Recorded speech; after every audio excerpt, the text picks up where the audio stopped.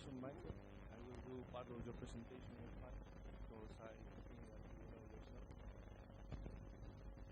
Sir Michael Francis Atiyah nació en Londres en 1929. Se licenció y doctoró en matemáticas en el Trinity College de la Universidad de Cambridge, donde fue nombrado Fellow en 1954. En 1969 se traslada a Princeton, Estados Unidos, donde durante 3 años fue profesor de matemáticas del Instituto de Estudios Avanzados. A su vuelta a Inglaterra ocupa el cargo de investigador en la Royal Society en Oxford hasta 1990, año en que regresa a Cambridge tras ser elegido máster del Trinity College y convertirse en el primer director del Instituto de Ciencias Matemáticas Isaac Newton.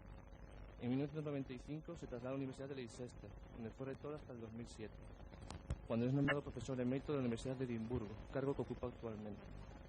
El profesor Sir Michael Francis Atiyah posee una lista impresionante de distinciones que incluyen las más altas en el campo de las matemáticas: la medalla Fields en 1966 y el premio Abel en 2004, compartido con Isadora Singer. Su primera contribución importante fue el desarrollo de una nueva y poderosa técnica en topología, la K-teoría, que condujo a la solución de importantes problemas y extremadamente difíciles. Posteriormente, en colaboración con Isadora Singer, estableció el teorema del índice, un teorema que supuso la unión entre la topología, la física, la geometría y el análisis. Según la Academia Noruega de las Ciencias y las Letras, al conceder el premio Abel en 2004, son innumerables sus aplicaciones en los 40 años transcurridos desde su descubrimiento, primero en matemáticas y después, desde finales de los años 70, en física teórica, la teoría Gauss, la escala de calibres, los instantotes, los monopolos, la teoría de cuerdas y la teoría de anomalías. Profesor Sir Michael Francis Atiyah, we are very grateful, very happy, and very proud of your acceptation of our invitation to the second conference of physics students at the University of Canarias. Thank you for being so lovely. Thank you very much.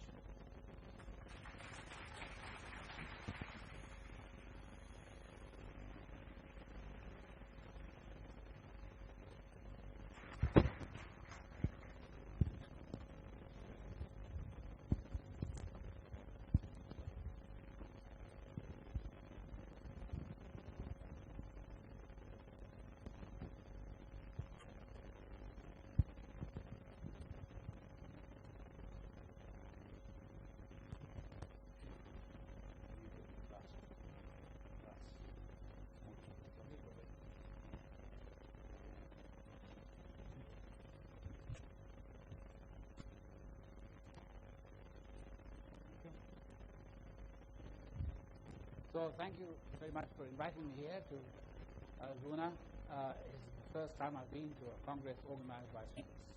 So congratulations to the students. Very good effort on your part. I'm happy to start the conference by a talk. Now I have a talk I want to talk about is the relationship between geometry and science, physics and chemistry, and a survey of the ways in which geometrical polyhedra, polygon,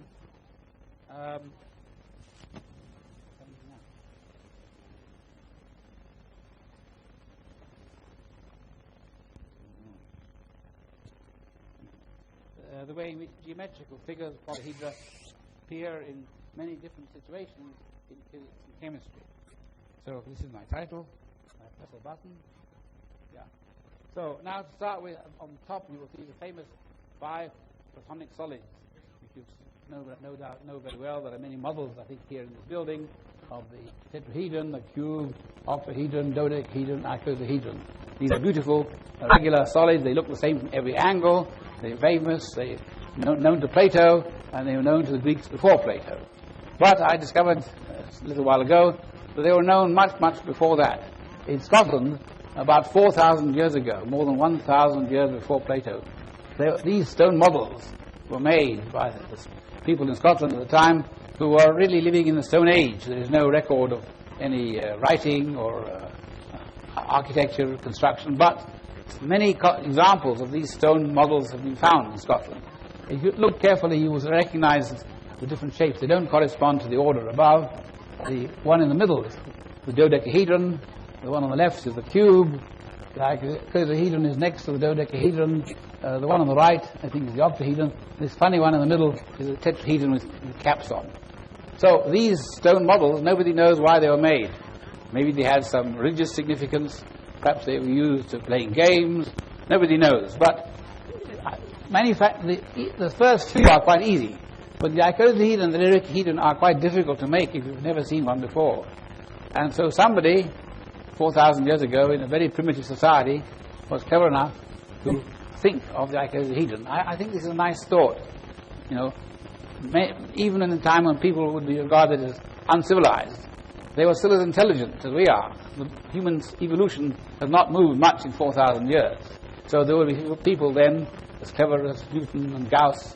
Somebody, one of these very clever mathematicians, invented the icosahedron. We don't know his name, but he's long before Plato. Anyway, since I live in Scotland, I like this story. Maybe in Spain there are also stone models, I don't know. Now, the 5 platonic solids, these are fully symmetric. They look the same from every angle. And they have some important property. They come in pairs, they're called dual pairs. If you have one face, for example, a triangle, and you put a point in the middle of that face, then these new points form the vertices of the dual figure. And at the same time, as you put these points in, you cut off the old vertices, so each old vertex becomes a new face. So between a figure and its dual, the faces and vertices interchange, the edges remain the same. The cube and the octahedron are dual, the dodecahedron and the icosahedron are dual, and the tetrahedron is self-dual. I also point out that some of the polyhedra have triangular faces. Those are marked up there. And the duals have trivalent vertices. The triangle has three edges. The dual means that through every vertex there pass 3 edges. The word valence comes copied from the chemists here. So we'll use this terminology. There are medical models with trivalent vertices or triangular faces. These are dual notions. Now, I'm not only going to be talking about platonic solids. I want to talk about more general polyhedra, but still having some properties of partial symmetry. So the first one is this very famous football, which has, you see, 12 pentagons and 20 hexagons, when I played football many years ago, footballs did not look like this. They looked made of leather, they had no color, but for television purposes, you want something with color, and some mathematician told the television people that you should use this beautiful thing with hexagons and pentagons. If he patented the idea, and we had only a small number of dollars every time a football match is shown on television, all this money could be used for supporting mathematical research. Just think how much money we lost by that opportunity. Well, anyway, the football is known universally all around the world. Now, model polyhedra with exact symmetry only occur for special numbers of vertices and faces, like the platonic solids. But I'm interested in even more general ones. Now, a general formula that is well known, which connects the number of edges, faces, and vertices of any polyhedron, it goes back to Euler. And it says that if V is the number of vertices, E is the number of edges, F is the number of faces, then you have this famous formula, V minus E plus F equals to 2. And here in this table, you can check against the 5 platonic solids that they satisfy that condition. And you notice that when you interchange the pair polyhedron with its dual, then V and F interchange, but the formula is symmetrical in V and F, so it doesn't change. E remains the same. The football in the left-hand corner has 60 vertices, 90 edges, and 32 faces, which you see again satisfies Euler's formula. Euler's formula is true for all sort of polyhedra we talk about, whether they are symmetrical or not.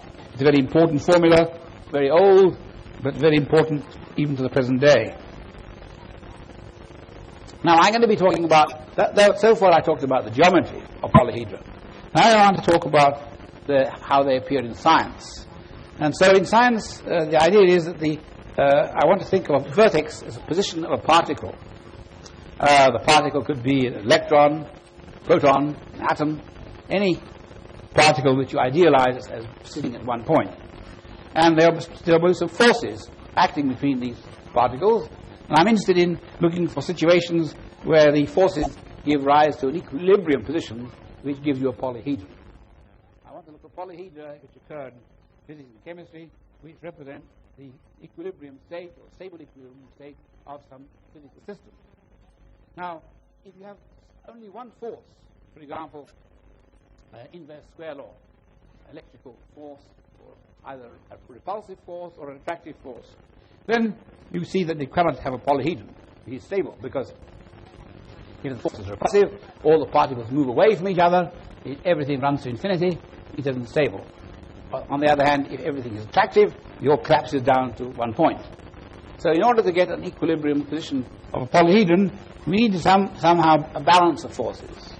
And this you can do in two ways. One, you can impose some constraint on the points, that they shouldn't be in arbitrary position, they lie on something like a sphere, for example, or you must have more than one force. One force can balance another force. So in the example that I'm going to give you, we'll give examples of both kinds. So this first problem goes back to J.J. Thomson, who was, like me, from Trinity College, Cambridge. He was the man who discovered the electron more than 100 years ago. And this problem here is called the J.J. Thomson problem. I'm not sure if really he thought of the problem.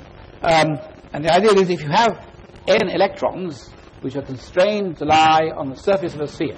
So here they're constrained. They're not moving in space. They're told to lie on a sphere. Now, any two electrons have equal and opposite, equal electric charge. They repel each other. So if you only had two, they would push each other apart. If you have many on a sphere, they can't move too far this way because there's somebody on this side. There are a lot of people in the crowd. They want to even themselves out. And the question is, what configuration do they form when they get into equilibrium? Now, for the first small numbers of values n, it's easy to see. If n equals to 2, it's clear that the two particles, one will go to one pole, the other will go to the other pole. They're as far away as they can be on a sphere, and that's a good equilibrium position. If you have 3 points, then it's not hard to see. They should lie on an equator, and they form an equilateral triangle on an equator. 4, 6, and 12 give rise to the regular polyhedra in Plato's this. Tetrahedron, octahedron, and icosahedron. So very nice, these regular solids do appear as the configuration states of a certain number of electrons. Now, if you take number n, which is not in this list, of course there are no platonic solids for arbitrary n, special values. But the poor electrons don't know this. They don't know this theorem, so they have to find some solution. So they find themselves the best possible configuration that they can that means their energy is minimum. And then we look and see what configuration you get. Well, so here I'll drop. Of course, this you can calculate nowadays using a large computer. So using a large computer, you can calculate this. Here is a table, picture of the first 32 models. And you see they are really all very beautiful. They look very symmetrical, not perfectly symmetrical, but they're red. And they're made, you'll see the regular ones amongst them, and they're nearly all, you'll notice they are nearly all have triangular faces. There are a few exceptions. I think, for example, 8 is an exception. You see a square there. That actually comes from a cube, but it's not a cube in the standard position. You take the top, bottom of the cube, and you turn them by 45 degrees. You get a slightly different figure. And I think number 20 is not a dodecahedron. Dodecahedron doesn't have triangular faces. It's very far from triangular faces. The electrons don't like that big configuration. So the electrons like to form configurations of triangular groupings, which are as close to being equilateral as possible and nicely distributed on the sphere. This problem, by the way, is an old problem, and it's a hard problem to solve. I'll explain why in a minute. And in fact, it's taken as a good test problem of your technique with using algorithms and computers. If you think you have a new method solving optimization problems, try it on this one and see if you can get better than the previous guy. I think there are tables now for at least 200. But the difficulty is, well, here I just made this comment, because the energy configuration of the systems, they have many local minima, which means that locally it's stable. So if you give it a big push, it can move into another set configuration with lower energy. So you may have least energy, which is the global minimum. It's one out of many, many possible local minima. That makes it hard. The differences in the energy levels of different minima could be very small. So that's why it's a difficult problem to solve. A good test for your computer. Now I'll give you a second example. This is an example where there's no constraint. The particle is not required to line the sphere, but there is a two forces, a balance of forces. First of all, as before, there is a repulsive force, like the electrical force between electrons, but this time we have add an attractive force. The attractive force is there's the attraction towards some central point, which is linear function, depending linearly on the distance. And you see these two forces balance. If you're far away, the electrical divergence force is weak, where the attraction is strong, it will come back, and if you close together, it's the other way around. So somewhere they will form some configuration. This actually can be derived mathematically from another model, which is also associated with J.J. Thomson. It's called in English the plum pudding model.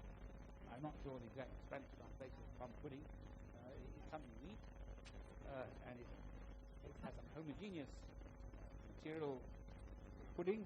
Inside that you have some number of plums. And these are ideas. These plums represent the point, the electron, and the pudding. And the pudding represents some uniform distribution of positive electric charge. So the total charge of the system is zero. You have n particles, n electrons, and total charge of plus n, uniformly distributed inside the sphere. This is the Thomson plum pudding, and it was, in the early days, regarded as a possible model for what the atom looks like.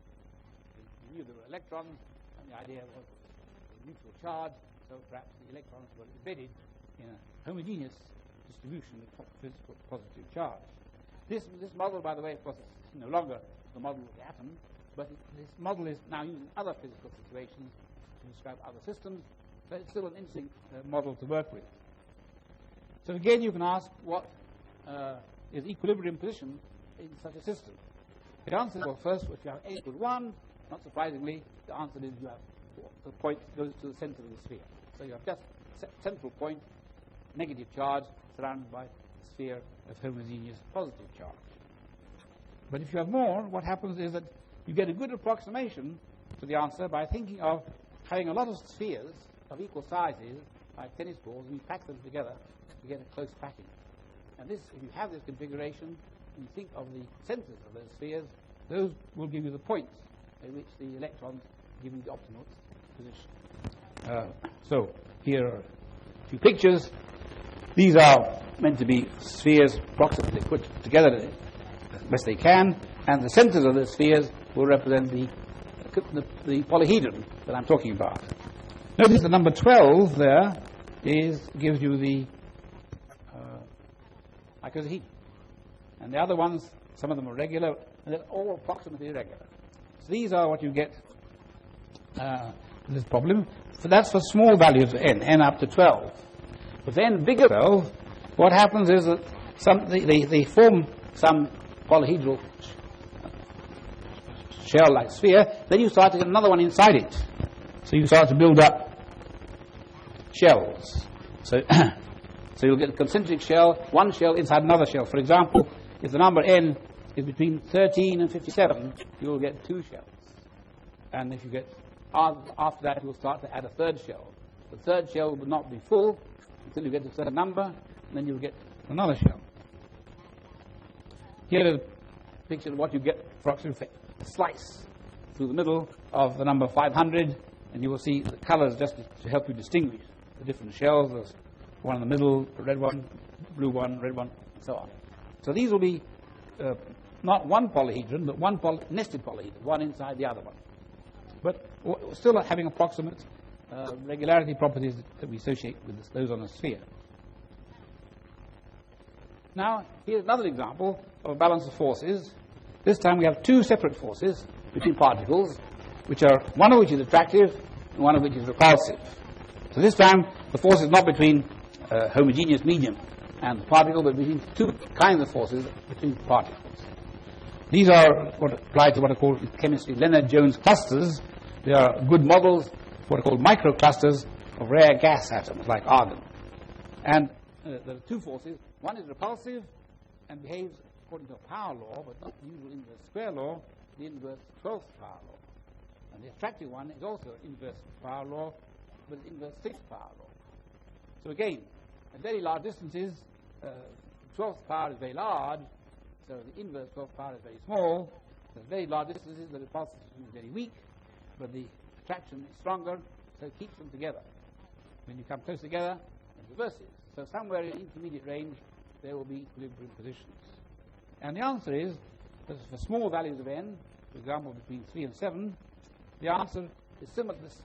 The figures you get are similar to what we got for before, up to 1 with icosahedral. And for larger values of n, what you get are concentric shells with icosahedral symmetry. So here are some pictures. Well, some particularly nice numbers for this system are the numbers where you get first 1 in the middle, then you add 12 for an icosahedron, then you get another shell 42, which packs closely around that, and then another shell 42 is of the form 10s squared plus 2. It's for s equal to 2. So this is for a particular sequence of numbers, you get rather nice packing. These are called the Mackay configurations. They usually give rather stable equilibrium and rather strong binding, so to speak. Other values, then you have to add some partial things on other shells until you get to the next number.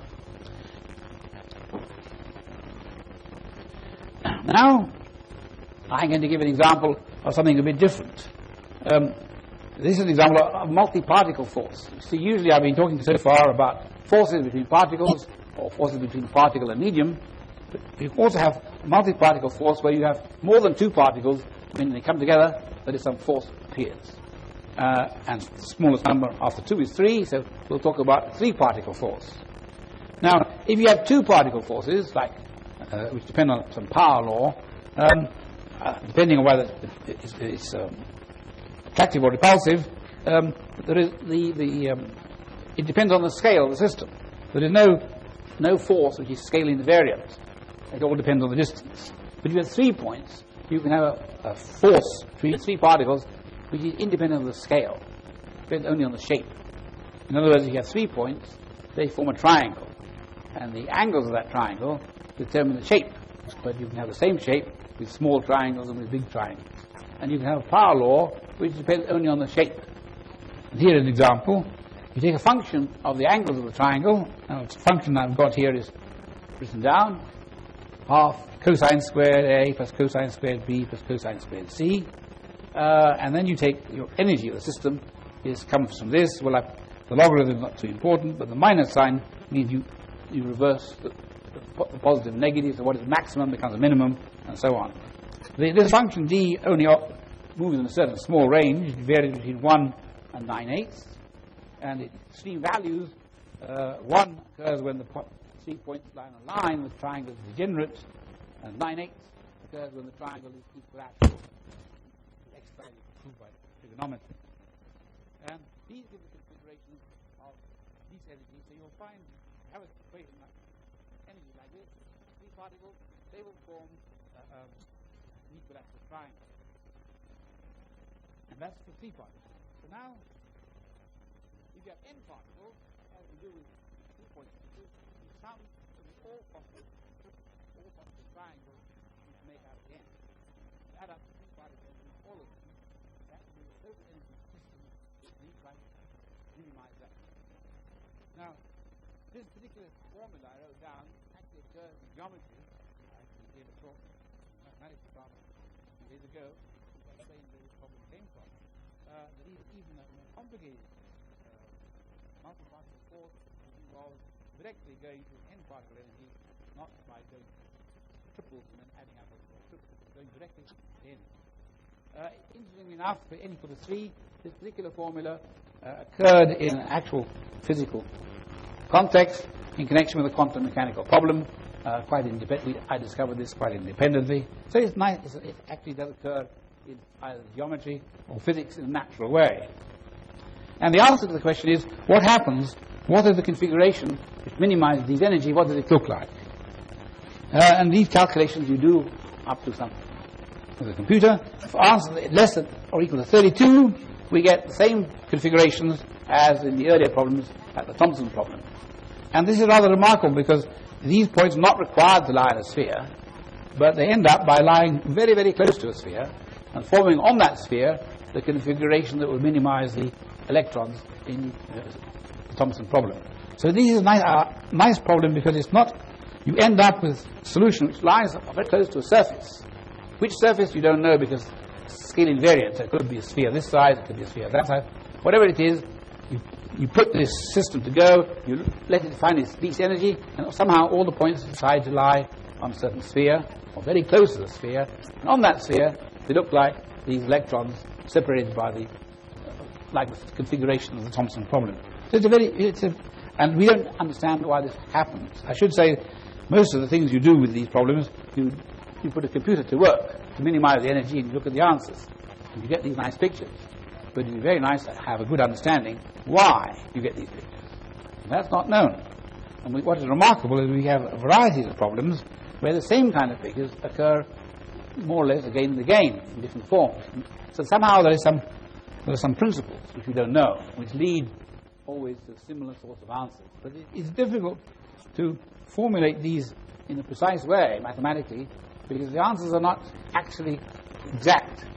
You see, if somebody tells you to prove that under some situation particles will always lie in a sphere exactly, then you can hope to prove a theorem.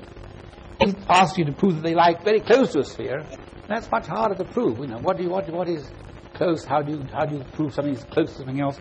So these are hard to understand, but nevertheless, obviously that's how it works. And there are many examples, and there must be some principles which would guide one to understanding it better.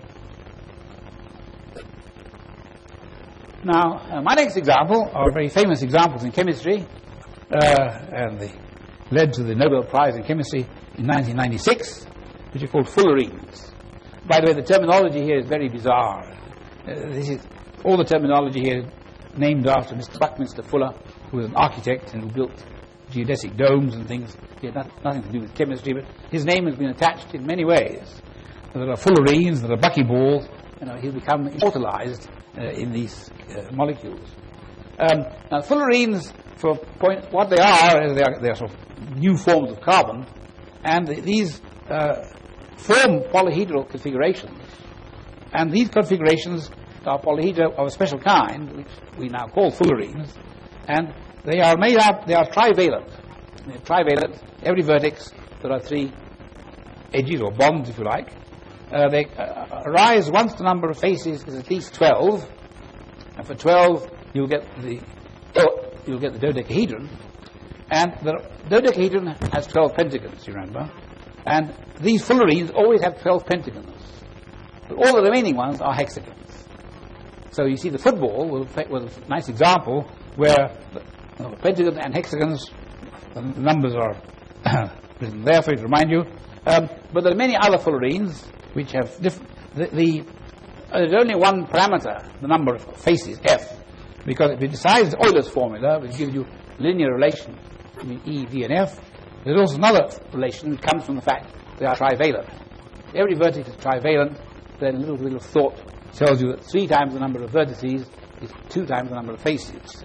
And if you check in this formula, 3 times V is 6F minus 12, which is the same as 2 times E. So you have 2 linear relations, so there's only one free parameter which you can take to be the number of faces. So for every value of F, there are possible Fullerenes given with those numbers. And these were discovered as being new stable forms of carbon, the most famous of which is C60, is in fact the football. Remarkably, the carbon atom discovered the football before we did. And these Fullerenes, they are trivalent, so they are dual to configurations of triangles. And the previous examples are all ones where the answer has a polyhedron with triangular faces. So the Fullerenes occur in dual configurations. They are trivalent, but they are dual to the same kind of polyhedra we met before. These Fullerenes are really, for the same early values, you have the same pictures as we had before. So the same pictures appear now in a dual form, of course, in a totally different scientific context. So the scientific context can change, the forces can change, but somehow these patterns which describe possible equilibrium states occur in one form or another.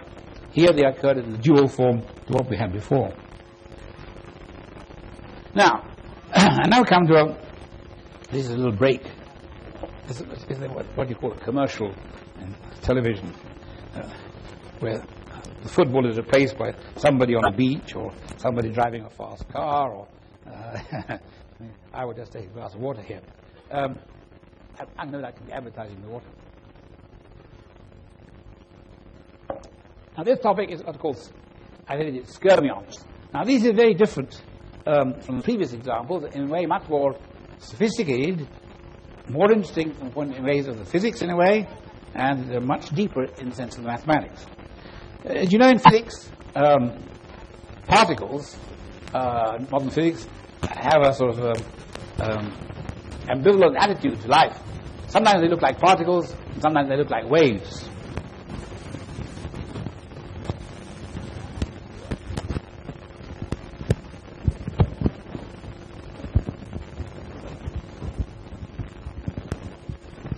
Okay, maybe I should take this.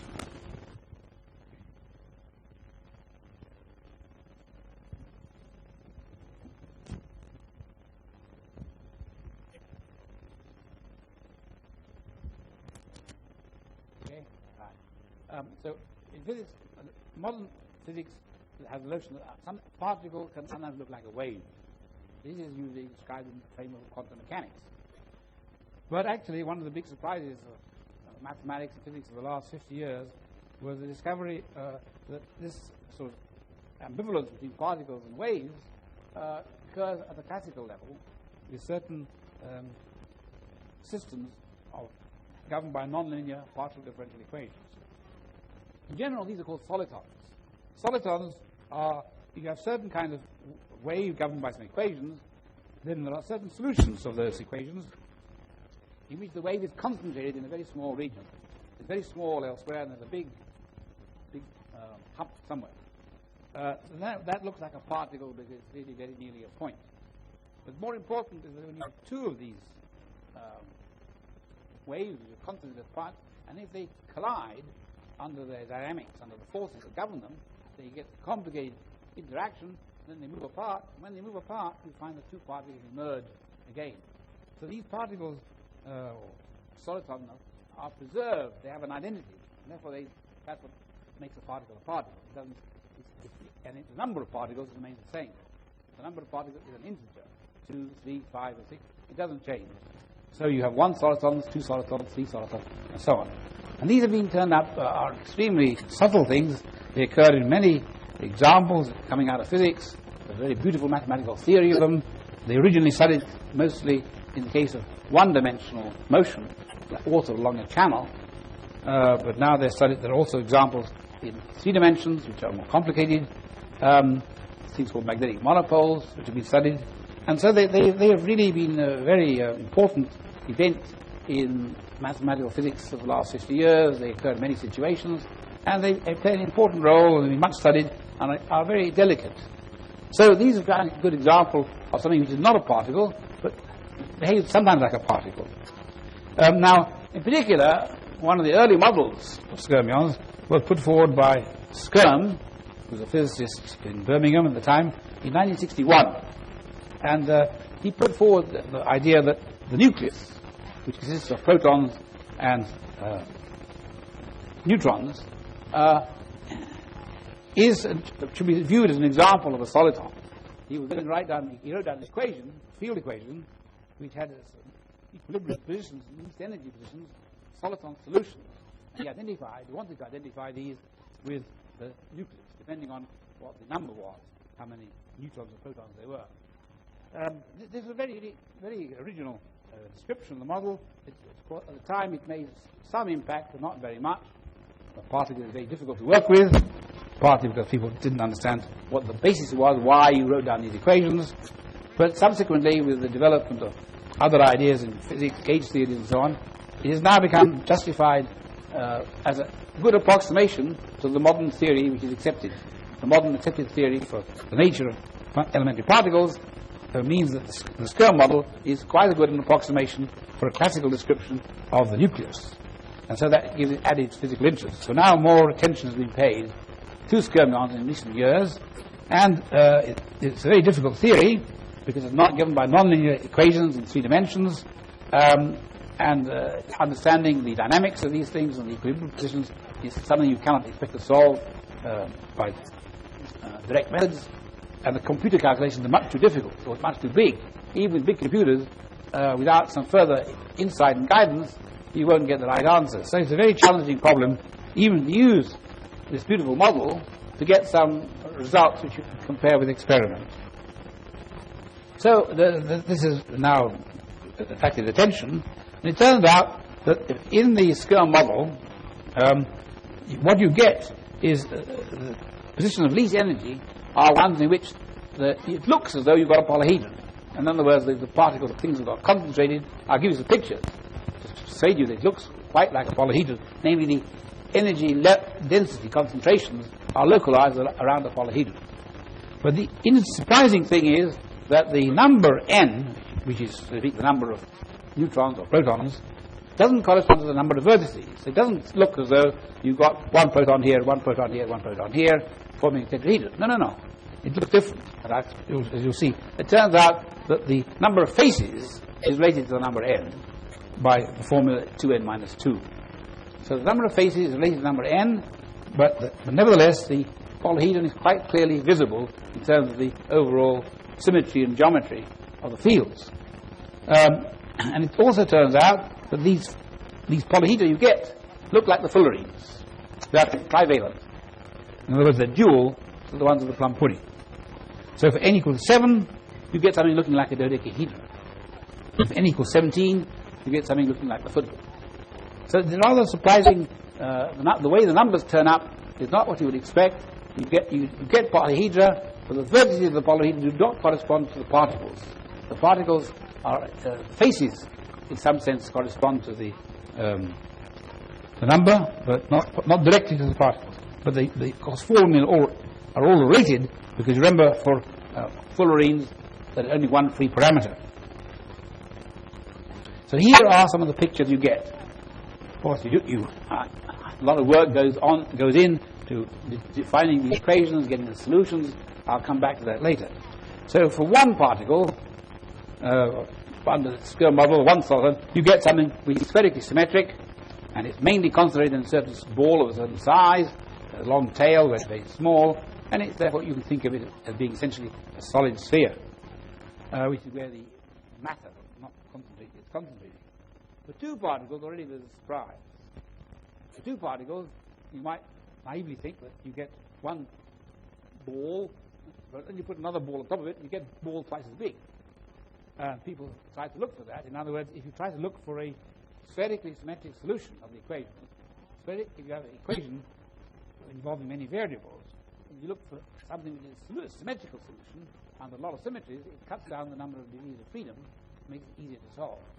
So you can solve a symmetrical solution by ordinary differential equations. And it turns out you will get a solution. But what happens is the solution is always unstable. So when you try to put these two together, they don't like to stay together. They form a U shape. They will go down to the lower energy, and they'll end up looking like a torus. And notice that the torus doesn't have spherical symmetry. It is axial symmetry. If you take a line through the central hole of the torus, it spins around this line. This is axial symmetry, and this is the symmetry that determines the problem. And for a long time, people were looking the wrong way. They did big computer calculations, bigger computers, on the wrong solution. If you have the right insight, you get the right solution. So this torus is again a phenomenon that occurs in many models. When you go from 1 to 2, 1 is a sphere, 2 turns out to be a torus. Again, quite why, we don't know, but there is. Now 3 begins to get more interesting, more particles. You get here, what is 3? That looks like a tetrahedron. So 3 you get a tetrahedron. Now this is supposed to describe 3 neutrons, let's say. But there are 4 vertices. So, but what we have is that the formula 2n minus 2, 2 times 3 minus 2 is 6 minus 2 is 4, I think. 4 is the number of faces. And in each face there is a sort of hole. What this means is, of course, that the energy density of this nucleus is localized around the edges of the tetrahedron, mainly with big concentrations around the vertices and big sort of low energy in the middle, or its holes. The number of holes that is 4, not happens as a tetrahedron, 4 is the number of vertices. That's when you go to the next one, 4, that's the cube.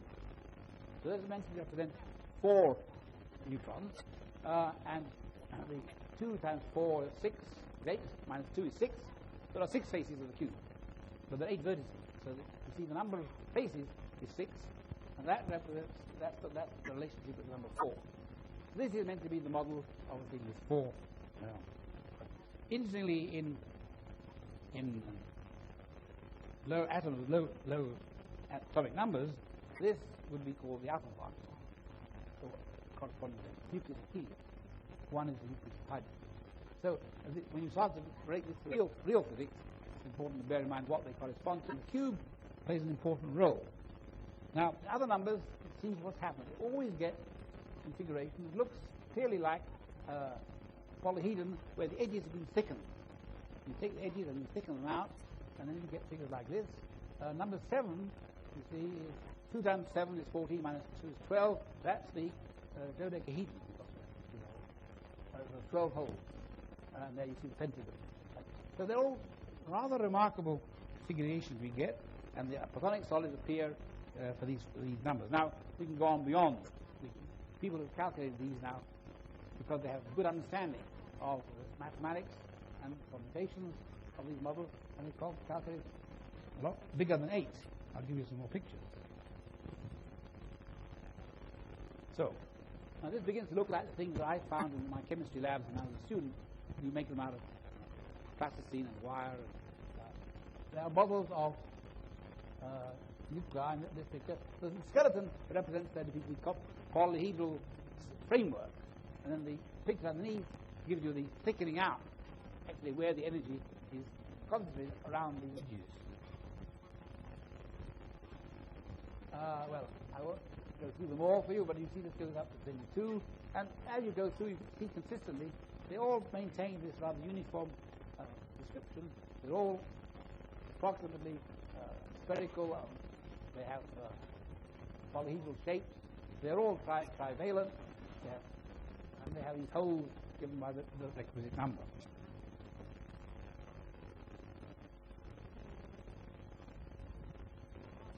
Maybe the mistake is to have this on. Oh, but now we don't have it. Now there's a bit of topology here.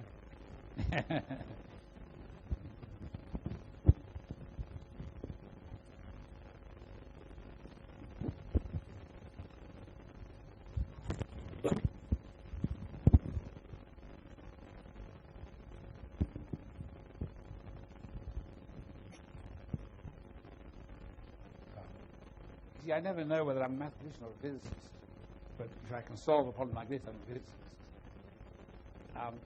So there's a nice example, n equals 97. You can see it always looks the same sort of shape. It's always rather remarkable. It's always a big ball with holes in it, but having remarkable symmetries, or approximate symmetries, of the same type as we get with the Fullerenes and the jewels of the plum pudding. So all this same kind of features occur again, but you see here how totally different the physical model is. It's a model about fields, field of the nuclei. They're very different, yet, so there is some uniformity in these three-dimensional models which persists or is independent of the kind of equations, independent of the physical interpretation, independent to some extent of the numbers, although, as I said before, beyond a certain point, you don't always get shells. You may get one shell inside another shell. Now, in this model of the Skyrmion, or nucleus, you find you always get just a large shell, a large sphere.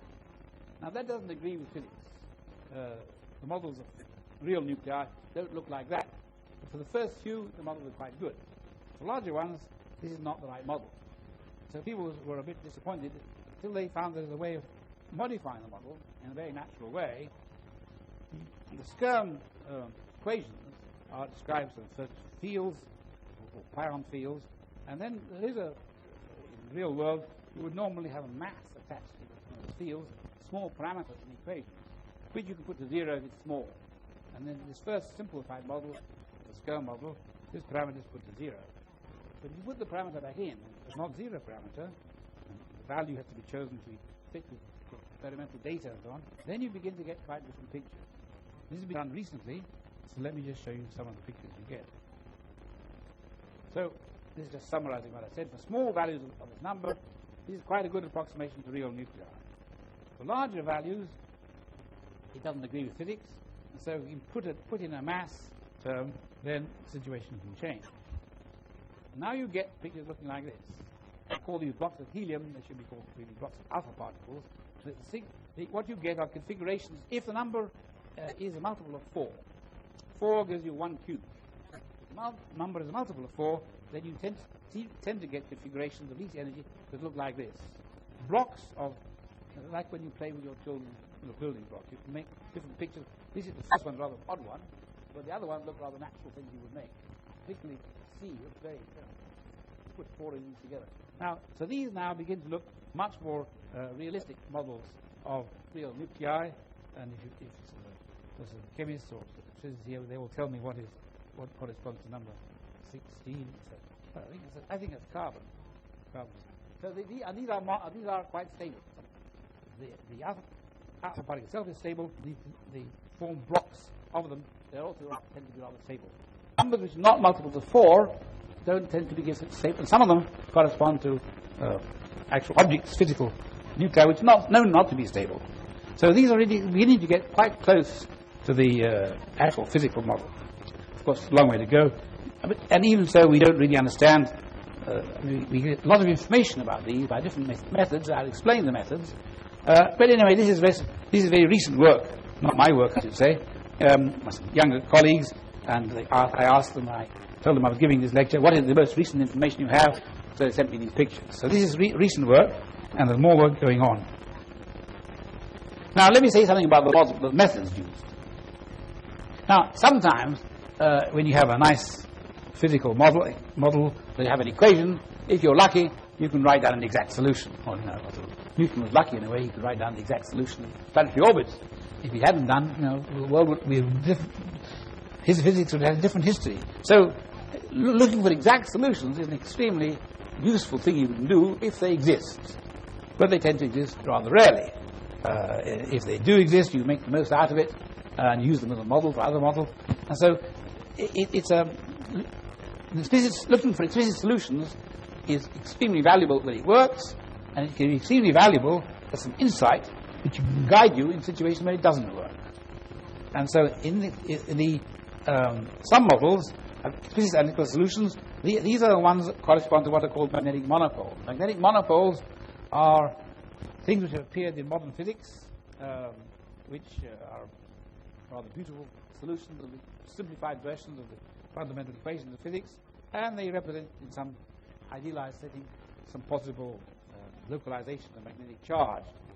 They don't exist in the current universe. They might have existed in the early universe. But anyway, they are complicated objects which are soliton-like solutions where you can write down very detailed, explicit answers by very beautiful mathematics. So there's a very beautiful mathematical theory that enables you to say a lot about these magnetic monopoles. It's very nice, but it's not really physics. These are good models, they're simplified models, and they can, if you're a mathematician, you like them. But for physicists, they're not really interesting. But these particular soluble problems can suggest something in another situation. And in fact, Dick Manton, with whom I work, he had the idea or intuition that magnetic monopoles somehow look like skyrmions. They should have qualitatively the same properties. Although they represent quite different things, they do represent objects which have a certain number attached to them. They exist in three-dimensional space. They represent physical systems, energy, some overall similarities. But in detail, there's no obvious comparison. The fact that you can solve one equation seems to have no obvious reason why it should help the other equation. But he was very good insight, and that's what you need if you're a physicist. You need to have insight, some guess that will work. He said it should work, to try it out, and so they tried. Now, for the magnetic monopoles, one found explicit formulas which gave these beautiful solutions corresponding to these nice regular polyhedra. You find icosahedron and others with precise symmetry. And even the very first one corresponding to the torus. And so people started to look for the Skyrm model, whether there were solutions which look like these. And if you think that there's a solution that looks like a torus, well, then you can do the calculations based on the idea that you're looking for toral symmetry, and it's quite better than having a wrong idea that's based on spherical symmetry. So this way, people are able to get good results numerically. And this continued. And more of these higher polyhedra turned out to be a good guide for these skyrmions. So it's really a rather remarkable tour de force. We can't solve the equations, and the computer calculations by themselves are much too difficult. But if you have a good guess of what to start with, the good guess can be based on an analogy with another problem, which you can solve by exact mathematics. By several steps, you make a good guess of how to write down the solutions. You use your computer calculations, and then you compare it with your experimental results, and the whole chain closes up. So it's a skillful use of all the ingredients, really, that go into a good mathematical physics problem. As a mathematician, I was collaborating with colleagues on the outside. We worked on the sort of beautiful mathematics involving several complex variables, a lot of details in these monopole solutions, and then guesswork for the physicists suggested they should be related to the skyrmions. Then the computer calculations verify these up to a point, and then they show they were not quite good enough, so then they modify the skyrmion equation. And gradually, they converge to things that are really quite good, quite close to the actual physical world. So it's an interesting example of how mathematics and physics can work together. It's not pure mathematics. It's not just brute force computer calculations. It's a good combination of all that plus physical insight and mathematical skill and artistry. It's a very sort of difficult to define, and you just have to see it work to believe that it can happen. So that's really what I have to say. And let me just end by giving you a few references. Paul Sutton is the physicist who I did most work with, and this talk is based on a talk we gave some years ago. Nick Manton is a physicist who I've worked with on and off for 20, 30 years, and these tend to be his students. Skyrm is the person who wrote down the Skyrm model, 1961. He's long since dead. He was a sad case. Some people who are in advance of their time make a brilliant solution, but then nobody pays attention to it, and then they drift off and do something not very interesting, and they disappear from the scene, and then after they're dead, quite nearly, just before they're dead, people suddenly get excited, and their name becomes famous, and so famous, you see, that Skyrm's name has now become embodied in a particle, the skyrmion. You see, there are electrons, there are positrons and protons, and on means it's a particle. If you are a good physicist, you can, lucky, and you have the right kind of name, you can get an on too. For example, Fermi gives fermions, and bosons, and skyrmions. Unfortunately, Atiyah and Chambaud, we don't lend ourselves to having put on the end. It doesn't sound right at all. But these have the right kind of name, so skyrmions have been added to the literature particles. But his fame came too late for him, and in many ways, I think this paper is really was a very far in advance of its time, and it's probably got a lot of life yet ahead of it. This last paper at the bottom is, if you look carefully, 2007. That's the most recent one, which is what happens when you add this extra mass term to the model of nuclei, and you get these pictures with the cubical blocks of alpha particles that I gave you at the end. So I brought you up to date. I mean, it's an area between mathematics and physics in which I move. I have friends who are physicists. We work together. My friends are mathematicians, and some of my students work with the second generation, also working in this field. It's a good field to be in. It has lots of possibilities. But I think, go back to the beginning, the polyhedra, the geometrical objects, it has this remarkable long life. There they were, studied by Plato and studied by Scots Neolithic people who carved these stones 4,000 years ago. Here we are, 21st century, we're still studying polyhedra. The purpose changes, interpretation changes, but nevertheless, the fact that you're looking for symmetrical or nearly symmetrical, beautiful shapes of this kind is still persisting through time. So fundamental mathematical notions of this kind have a very long life. They come from the infinite past, hopefully into the infinite future. And they change as they as history evolves, they evolve. They change their function, their interpretation, their depth. Nevertheless, there is some continuity, some essential principle that still survives. We don't understand why. I mean, that's the kind of challenge to all this. You solve a problem, but you really should ask, why does this work? And we don't really know. That's the kind of thing that we leave to the next generation of mathematics. Thank you.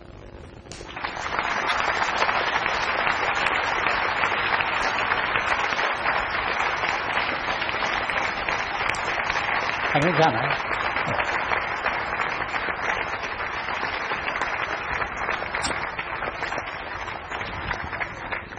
Thank you, Michael. Any questions or answers?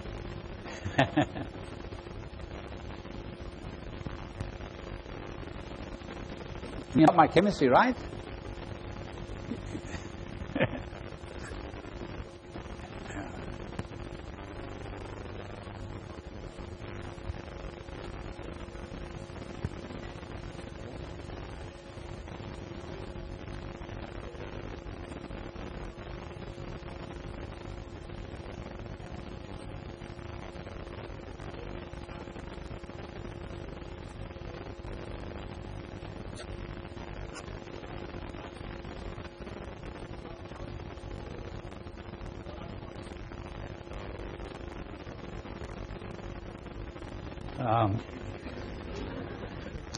If I answer the question, was there one theory or are there many theories? Or I mean, science is on the one hand unified, on the other hand diversified. There are many bits of things we study that it has some all-embracing things which bring them together, unification, at different levels, either ideas or techniques or so on.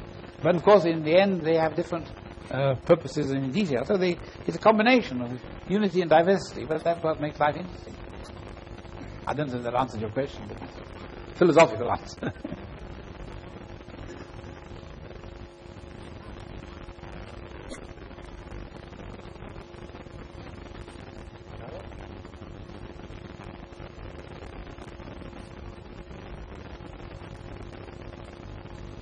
Thank you.